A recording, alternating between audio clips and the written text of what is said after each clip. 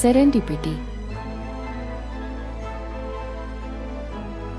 ನೀವು ಎಂದಾದರೂ ಸೆರೆಂಡಿಪಿಟಿ ಎಂಬ ಪದ ಎಲ್ಲಿಂದ ಬಂದಿದೆ ಎಂದು ಆಶ್ಚರ್ಯಪಟ್ಟಿದ್ದೀರಾ?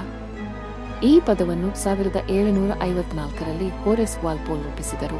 ಅದು ಒಂದು ಹಳೆಯ ಪರ್ಷಿಯನ್ ಕತೆ, ದಿ 3 ಪ್ರಿನ್ಸೆಸ್ ಆಫ್ ಸೆರೆಂಡಿಪ್ ನಿಂದ ಪ್ರೇರಿತವಾಗಿತ್ತು.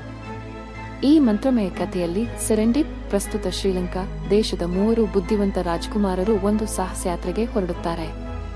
ಅವರ ಪ್ರಯಾಣದ ವೇಳೆ ಅವರು ತಾವು ಹುಡುಕದೇ ಇದ್ದರೂ ತಮ್ಮ ತೀಕ್ಷ್ಣ ಬುದ್ಧಿಶಕ್ತಿಯ ಮೂಲಕ ಅನಿರೀಕ್ಷಿತ ಆವಿಷ್ಕಾರಗಳನ್ನು ಮಾಡುತ್ತಾರೆ. ವಾಲ್ಪೋಲ್ ಈ ಕಥೆಯನ್ನು ಬಳಸಿಕೊಂಡು ಯಾದೃಚ್ಛಿಕ ಅವಕಾಶ ಮತ್ತು ತೀಕ್ಷ್ಣ ಗಮನದಿಂದ ಅಮೂಲ್ಯವಾದದ್ದನ್ನು ಕಂಡುಕೊಳ್ಳುವ ಅದ್ಭುತತೆಯನ್ನು ವಿವರಿಸಿದರು. ಈ ರೀತಿ ಸೆರೆಂಡಿಪಿಟಿ ಎಂಬ ಪದ ಹುಟ್ಟಿತು. ಧನ್ಯವಾದಗಳು.